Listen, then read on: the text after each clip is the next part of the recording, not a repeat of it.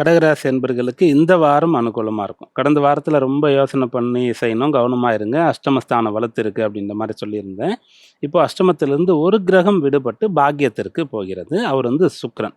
இன்றைக்கு மார்ச் 1ஆம் தேதி வாரம் தொடங்குதுன்னு சொன்னால் மார்ச் 2ஆம் தேதி நாளைக்கு சுக்கிரன் கும்பத்திலேருந்து மீனத்துக்கு போகிறார். அது அவர் உச்சபலம் பெறக்கூடிய ஒரு வீடு. சரராசிக்கு அவர் பாதகாதிபதி அப்படின்றதெல்லாம் ஒரு பக்கம் இருந்தாலும் கூட, இப்போ ராசிக்கு 9ஆம் இடத்துல சுக்கிரன். அந்த சுக்கிரன் வலிமையாக இருக்கார்.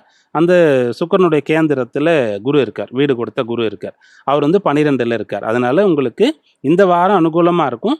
வெளியூர் போறது, பிரயாணங்கள் பண்றது, இரவு நேரத்துல வேலை பார்க்கறது, படிக்கிறது இதெல்லாம் உங்களுக்கு பலனை ஏற்படுத்தி கொடுக்கும். அப்புறம் 9ஆம் இடத்துல சுக்கிரன் சனி சேர்ந்து இருக்கும்போது யாராவது உங்களுக்கு ஒரு அட்வைஸ் கொடுப்பாங்க.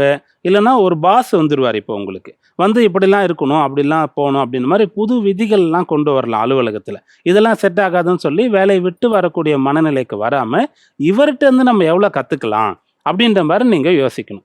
எப்பவுமே ஒரு புது பாஸ் நிறைய பேர் செட் ஆகாதுன்னு சொல்லுவாங்க. அவர் நிறைய காலம் அனுபவப்பட்டு ஒரு ஒரு பாஸாக வராருன்னு சொன்னால் அவர்கிட்ட நம்ம கற்றுக்கிறதுக்கு நிறைய இருக்கும். அப்படியாக அந்த குரு ஸ்தானமாக அதை நீங்கள் யோசிக்கணும். வீட்டில் அது போல் அப்பா சொல்கிறத கேட்டுக்கணும். இதெல்லாம் ஃபாலோ பண்ணிங்கன்னா இந்த வாரம் உங்களுக்கு அற்புதமாக இருக்கும்.